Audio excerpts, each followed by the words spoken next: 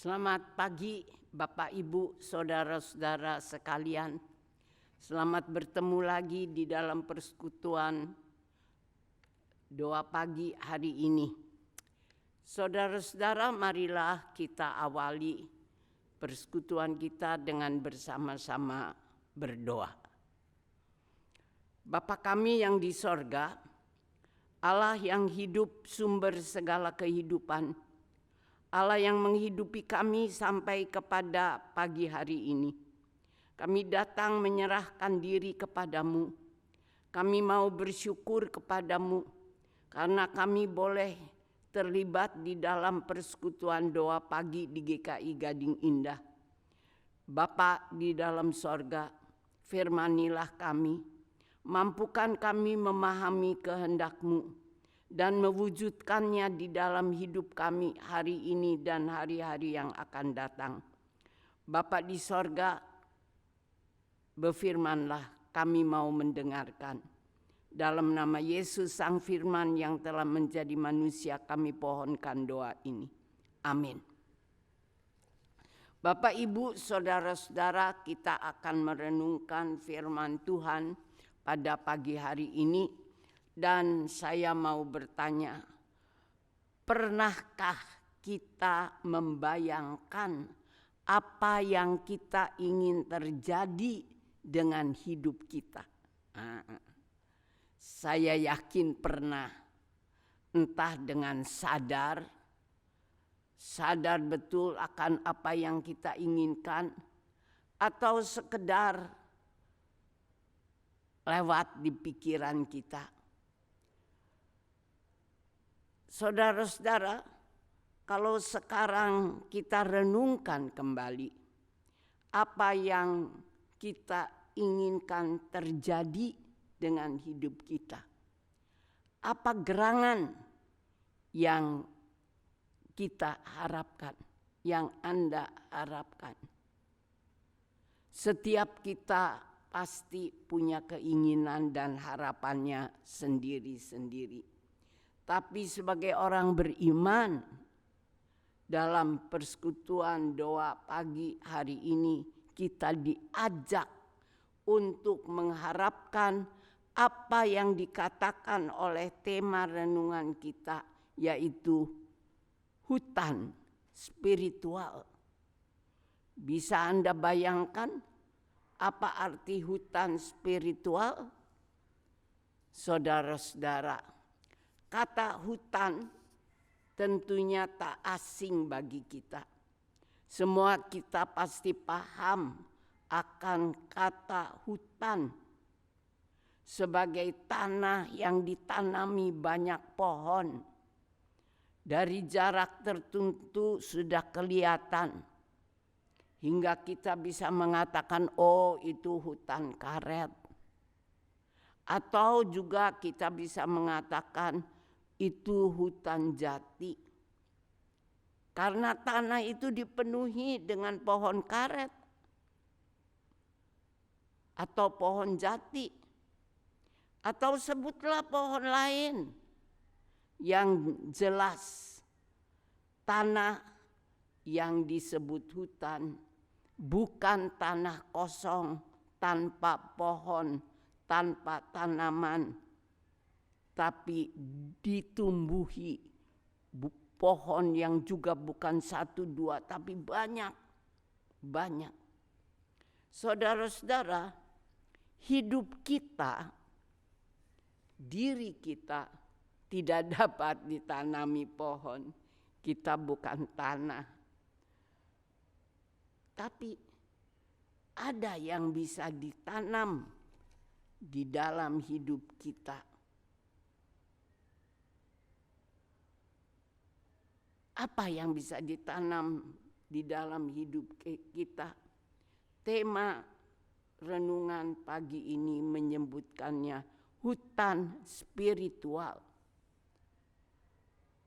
Artinya, tema ini mengajak agar kita hidup tidak sembarangan, tidak asal tumbuh, berkembang sejadinya.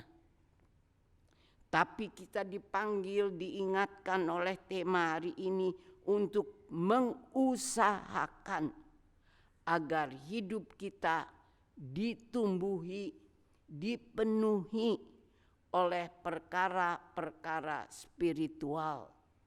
Perkara-perkara yang menyangkut urusan kejiwaan, menyangkut urusan rohani, hal-hal yang ada kaitan dengan urusan pikiran kita, mental, moral.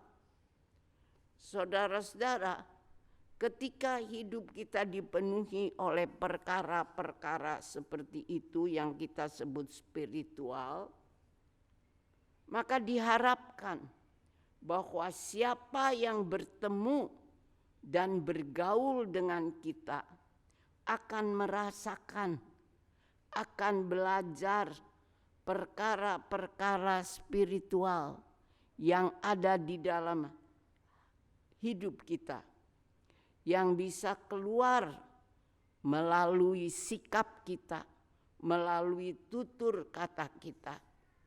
Saudara-saudara, bisakah kita hidup demikian? Kita menjadi seperti saksi-saksi dari perkara-perkara spiritual. Harusnya bisa.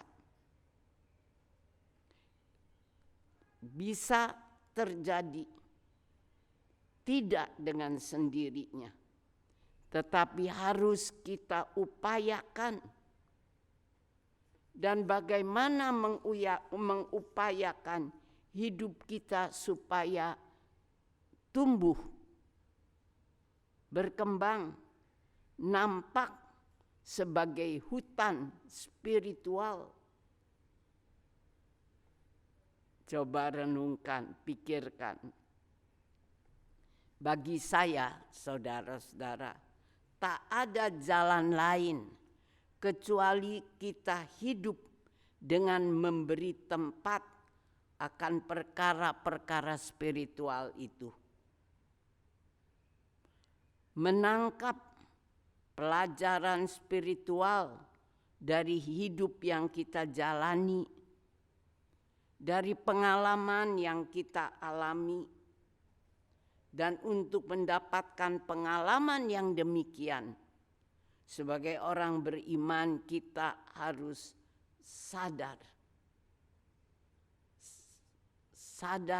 menyadari dengan sengaja, mengusahakan hidup bergaul dengan Allah, bergaul dengan Yesus, dan minta pimpinan Roh Kudus, minta pertolongan Allah dan Roh Kudus-Nya untuk memampukan kita menangkap perkara-perkara yang diajarkan oleh Yesus. Minta agar Roh Kudus menolong kita, membuat kita memahami dan memampukan untuk menangkap perkara-perkara yang diajarkan oleh Yesus, yang membuat kita memahami perkara yang menyangkut kejiwaan, menyangkut hal-hal rohani, menyangkut perkara yang berkaitan dengan urusan mental dan spiritual kita. Perkara-perkara yang membuat hidup kita jadi hidup yang punya makna secara rohani. Makna yang membuat hidup kita sesuai dengan pemahaman kehendak Yesus. Sehingga apa yang kita tampilkan dan kita jalani di dalam hidup kita bukan sekedar tindakan-tindakan semau kita, tapi dari hidup kita yang dipimpin Roh Kudus, kita berupaya belajar yang Yesus ajarkan, hidup kita bisa menjadi kesaksian. Kita menjadi saksi-saksi Yesus. Saksi-saksi yang oleh surat Galatia dikatakan sebagai buah roh, yang berarti penampilan kita, tindakan hidup kita tidak sembarangan, tetapi merupakan hasil hidup yang dipimpin Roh Kudus. Akibat dari hidup yang sesuai dengan kehendak Allah dan kehendak Yesus. Saya akan bacakan apa yang ditulis dalam surat Galatia 5 ayat 22 sampai 25 mengatakan demikian. Tetapi buah roh ialah kasih, sukacita, damai sejahtera, kesabaran, kemurahan, kebaikan, kesetiaan,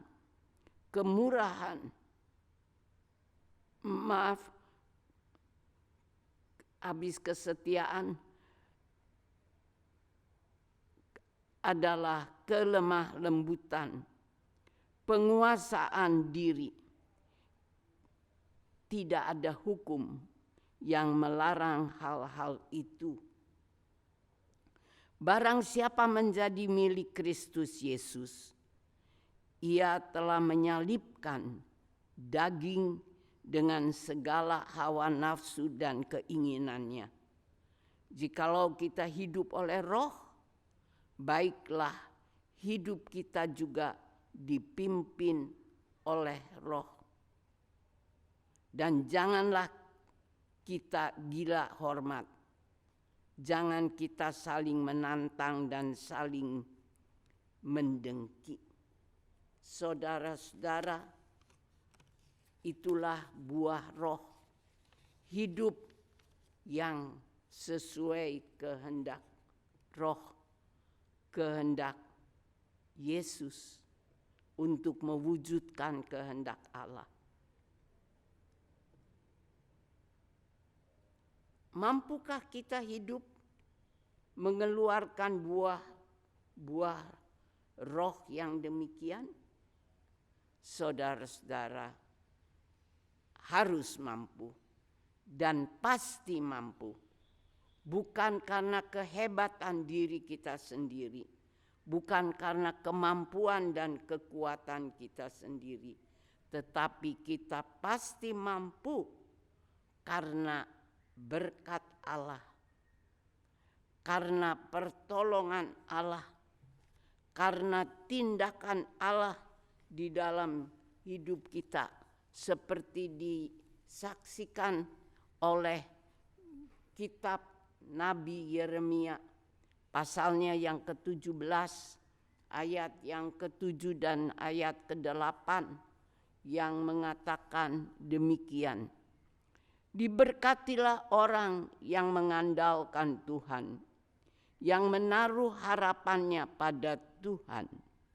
Ia akan seperti pohon yang ditanam di tepi air, yang merambatkan akar-akarnya ke tepi batang air, dan yang tidak mengalami datangnya panas terik, yang daunnya tetap hijau, yang tidak khawatir dalam tahun kering, dan yang tidak berhenti menghasilkan buah. Saudara-saudara, kita akan dimampukan mengeluarkan buah roh oleh berkat Tuhan, pertolongan Tuhan yang akan memperlengkapi kita dan memampukan kita hidup menjadi seperti pohon yang tumbuh di tepi air, yang mengeluarkan buah pada waktunya, yang tidak menjadi kering karena keadaan di sekitar, karena alam di sekitar. Jadi saudara-saudara, sebagai orang yang menyerahkan diri dipimpin oleh Roh Kudus, sebagai orang beriman yang berharap hidupnya dinaungi, ditolong oleh Roh Kudus, kita pasti dimampukan mengeluarkan buah roh. Hiduplah dengan berharap akan pertolongan Allah yang akan memberkati kita hingga keberadaan kita menjadi seperti pohon yang mengeluarkan buah, mengeluarkan berbagai berkat, mengeluarkan berbagai kebaikan dalam urusan hubungan kita di tengah keluarga, urusan di dalam hal keuangan, urusan kerja dan pergaulan dengan sesama dan sebagainya dan seterusnya. Jika apapun yang kita lakukan dengan minta pimpinan Roh Kudus, maka yang keluar dari hidup kita menjadi perkara yang disebut buah-buah roh. Keberadaan kita akan tumbuh menjadi seperti hutan. Banyak pohon keluar dari hidup kita. Dan hutannya bukan sembarang hutan. Hutannya disebut hutan spiritual. Saudara-saudara yang dikasihi Yesus Kristus, siapkah kita sebagai orang beriman untuk hidup menjadi seperti pohon yang mengeluarkan buah roh?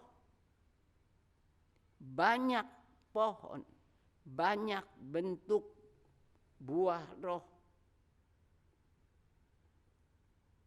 Saudara-saudara, marilah kita hidup bergaul dengan Roh Kudus. Minta pada Allah supaya kita memahami perkara-perkara yang sesuai dengan kehendak Roh. Dan yang kita pahami, kita lakukan. Jangan hanya dipahami, dipikirkan, tapi lakukan yang kita pahami hingga buah-buah roh boleh keluar dari hidup kita. Dan hidup kita akan penuh dengan buah roh dan hidup kita jadi seperti hutan spiritual. Saudara-saudara, semoga kita memahami tema renungan doa pagi hari ini. Dan kita boleh mengalami, dan ketika kita mengalami mengeluarkan buah-buah roh, berarti kita menjadi saksi-saksi Yesus. Biar Tuhan memberkati hidup kita, dan biar kita jadi saksi-saksi Yesus, mengeluarkan perkara-perkara yang berkenan di hati Yesus, buat kemuliaan nama Bapa. Amin. Saudara-saudara yang dikasihi Tuhan, marilah kita menaikkan doa kita pada pagi ini. Mari kita minta supaya kita mengalami pengalaman indah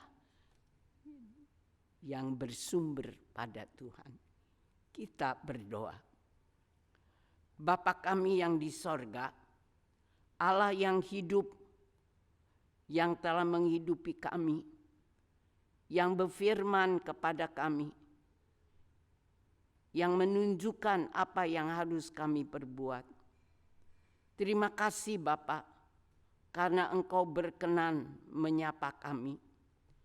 Maka kami sekarang datang kepadamu dan kami bersyukur bahwa kami diingatkan akan kehadiran Roh Kudus yang mau menopang, mengarahkan hidup kami. Tolonglah kami ya Bapa, supaya di dalam hidup ini kami bukan hanya terikat kepada perkara-perkara jasmani, perkara-perkara